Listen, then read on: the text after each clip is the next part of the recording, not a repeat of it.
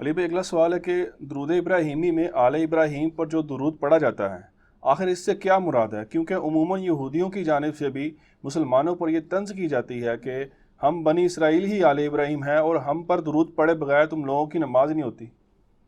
آپ یہودیوں کی بات کر رہے ہیں، ہمیں تو مسلمان میں جو بنو اسماعیل ہے نا ہاشمی، وہ کہتے ہیں دیکھو جی نماز ہے تو ساڑھے تو درود پڑھ دو، آل محمد درود پڑھے بغیر تھوڑی نماز ہی نہیں ہوتی۔ تو وہ بھی ٹائٹل اویل کر رہے ہوتے ہیں۔ تو میرا خیال ہے درود ابراہیمی کا ترجمہ نہیں انہوں نے پڑھا۔ درود ابراہیمی میں کہیں نہیں یہ نہیں ہے کہ آل ابراہیم پہ ہم درود پڑھ رہے ہوتے ہیں۔ اس کا ترجمہ یہ ہے کہ اللہم صلی علی محمد وعلی آل محمد، اے اللہ درود بھیج، رحمت بھیج محمد صلی اللہ علیہ وآلہ وسلم پر اور ان کے اہل بیت پر، جیسا کہ تو نے درود بھیجا تھا، پاسٹ ٹینس کا سیغہ ہے، ابراہیم اور آل ابراہیم پر۔ یہ نہیں ہے کہ ہم آل ابراہیم پہ درود بھیج رہے ہوتے ہیں، ہم آل ابراہیم کے جس حصے پہ درود نماز میں بھیج رہے ہوتے ہیں وہ آل محمد ہے، بنو اسماعیل، جیسا کہ بنی اسرائیل پہ بھیجا تھا نا۔ بعد میں تو بنی اسرائیل اللہ تعالیٰ کی مغضوبی علیہم بن گئی نا، جب انہوں نے اپنے پیغمبروں کی نافرمانی شروع کر دی۔ تھے وہ تو قرآن میں ہے، یا بنی اسرائیل اذکروا نعمتی التی انعمت علیکم وانی فضلتکم علی العالمین۔ یاد کرو میری اس نعمت کو کہ میں نے جو تم پر کی تھی اور تمہیں سارے جہان والوں پہ فضیلت دی تھی۔ تو بنی اسرائیل بڑی لاڈلی تھی، 3 کتابیں آئیں، تورات، زبور، انجیل، ہزاروں پیغمبر آئے۔ بعد میں جب برگشتہ ہوئے دین سے تو پھر ضربت علیہم الذلہ والمسکنہ، ذلت اور مسکنت ان کا مقدر بن گئی۔ اب اللہ تعالیٰ نے بنو اسماعیل کو قیامت تک کے لیے چنا ہے۔ تو ہم یہ درود ابراہیمی میں یہودیوں پہ درود نہیں بھیج رہے ہوتے، بلکہ اس کا ترجمہ ہے جیسا کہ بھیجا تھا۔ تو سر جو یہودیوں کے بزرگ تھے، ہم تو ان کو علیہ السلام کہتے ہیں، رضی اللہ عنہ کہتے ہیں۔ حضرت عیسیٰ یہودی تھے، یہودیوں نسل تھے نا، ان پیغمبروں کی ہم عزت کرتے ہیں۔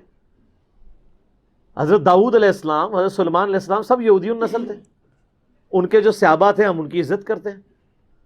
لیکن اگر وہ کہتے ہیں آج کے یہودیوں پہ ہم درود پڑھ رہے ہیں، تو ان پہ پڑھ نہیں رہے، ہم کہہ رہے ہیں جیسا کہ اے اللہ تو نے ان پر درود بھیجا تھا۔ اور درود کیا تھا کہ اللہ تعالیٰ نے بنو اسرائیل کو چنا تھا، ان پہ اپنی رحمت کی تھی، ان میں پیغمبر بھیجے، کتابیں بھیجی، من و سلوہ، ان کو جنتی خوراکیں کھلائیں۔ آج تک اس کے اثرات باقی ہیں۔ دیکھ لیں یہودی بڑے خوبصورت ہوتے ہیں، ان کے باؤ اجداد نے جنتی خوراکیں کھائی ہوئی ہیں۔ جس طرح آپ کے پیر جو ہیں وہ اچھی خوراکیں کھاتے ہیں، اے سی میں رہتے ہیں، تو وہ بھی بڑے خوبصورت ہوتے ہیں، چٹی چمڑی ہوتی ہے۔ تو اس طریقے سے یعنی اثرات تو ہوتے ہیں۔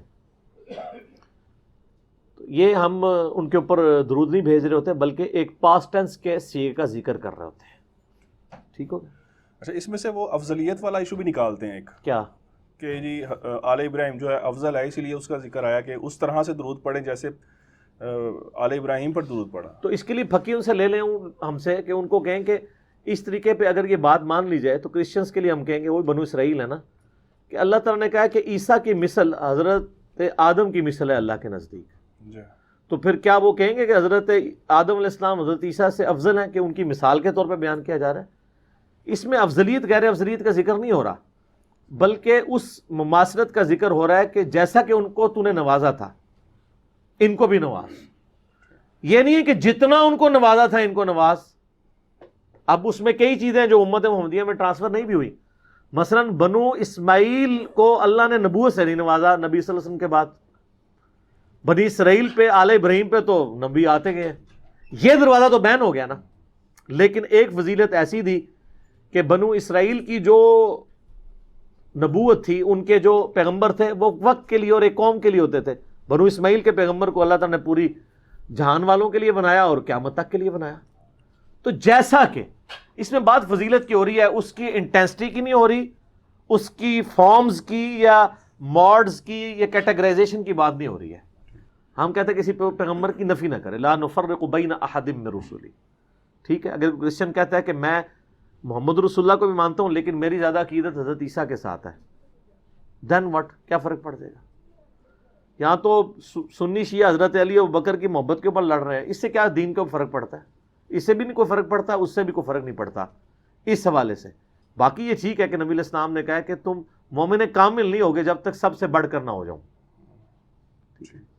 تو اگر کوئی کسی میں کسی والے سے کمزوری پائی جاتی ہے، ویسے کلیم تو کوئی نہیں کرے گا کمزوری پائی جاتی ہے، پریکٹیکلی تو سارے مسلمانوں کے دل میں رسول اللہ کی جو محبت ہے نا وہ دنیا کی محبتوں سے کم ہی ہے، کیونکہ جب ہمیں چوز کرنے کی باری آتی ہے نا تو ہم رسول اللہ کی محبت میں گلے پھاڑ کے نعرے تو لگا سکتے ہیں گستاخانہ کارٹونز کے اوپر، داڑھی نہیں رکھ سکتے۔ داڑھی رکھنے سے ہمیں کون سی چیز مانے ہوتی ہے؟ محبت کا تقاضا ہے۔ آج تک یہ جو نوجوان شیشے توڑ رہے ہیں، کسی نوجوان نے آ کے اعلانیہ نیت کی ہے کہ تم نے رسول اللہ کے کارٹون بنائے صلی اللہ علیہ وآلہ وسلم اور ان کی مبارک داڑھی میں بم دکھایا تو میں داڑھی کر آج سے پہلے نہیں رکھی تھی، میں ہوں رکھتا جے، چلو آ جاؤ نال ہی ٹھوس۔ تو یہ جذباتی ڈاکٹرائن دکھتی ہے، علمی ڈاکٹرائن ذرا مشکل کام ہے۔ ٹھیک ہوگا۔ اچھا علی بھائی اگلا سوال ہے کہ درود شریف میں آل محمد سے مراد کیا نبی صلی اللہ علیہ وآلہ وسلم کی اولاد یعنی اہل بیت ہیں، یا کہ روحانی اولاد کے طور پر پوری امت ہی اس میں داخل ہے؟ روحانی اولاد تو ہم ہیں، اس میں تو کوئی شک نہیں ہے۔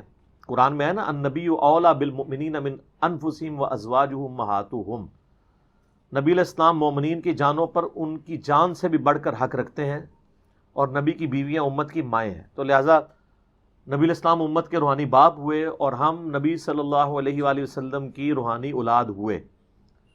لیکن ایز فار ایز درود شریف از کنسرن تو اس میں آل محمد سے مراد نبی علیہ السلام کی روحانی اولاد نہیں ہے، بلکہ آپ کی بیگوٹن اولاد ہے۔ اور وہ غدیر خم کی حدیث میں زید بن ارقم نے بتایا وہ اہل بیت کون ہے، آل عقیل، آل جعفر، آل عباس اور آل علی۔ ویسے شیعہ تو صرف آل علی کو ہی لے کے چل رہے ہوتے ہیں، لیکن یہ سارے نبی علیہ السلام کا ہاشمی خاندان سب کے سب اہل بیت ہیں۔ درود ابراہیمی میں بھی آل محمد سے مراد اہل بیت محمد ہے صلی اللہ علیہ وآلہ وسلم، وہ قیامت تک جو ہاشمی خاندان ہے، کیونکہ صحیح بخاری میں یہ حدیث ہے کہ صحابہ نے کہا ہم نے آپ سے سلام تو سیکھ لیا، آپ ہمیں وہ درود سکھائیں جو ہم آپ اور آپ کے اہل بیت پہ پڑھیں۔ وہاں آل کا لفظ نہیں ہے، اہل بیت۔ تو آپ میں سے ہم میں سے کون بندہ ہے جو دعویٰ کرے گا کہ میں اہل بیت ہوں، سوائے وہ جو سید ہے؟ غیر سید تو نہیں کہہ سکتا میں اہل بیت رسول ہوں۔ تو بخاری کے الفاظ ہیں آپ ہمیں وہ درود سکھائیں جو ہم آپ کے اہل بیت پہ پڑھیں۔ تو نبی علیہ السلام نے کہا کہ پڑھو اللہم صلی علی محمد وعلی آل محمد کما صلیت علی ابراہیم۔ تو آل کی ڈیفینیشن نبی علیہ السلام نے خود اہل بیت سے کی ہے۔ وہ کہتے ہیں جی دیکھیں قرآن میں آل فرعون کا بھی ذکر ہے، فرعون والے، تو یہاں آل محمد سے مراد محمد والے، تو محمد والے ہم بھی ہیں۔ یہ چیزیں سب اس وقت تک تھیں جب تک نبی علیہ السلام اسے کیٹاگرائز کر کے خود کلیئر نہ کرتے۔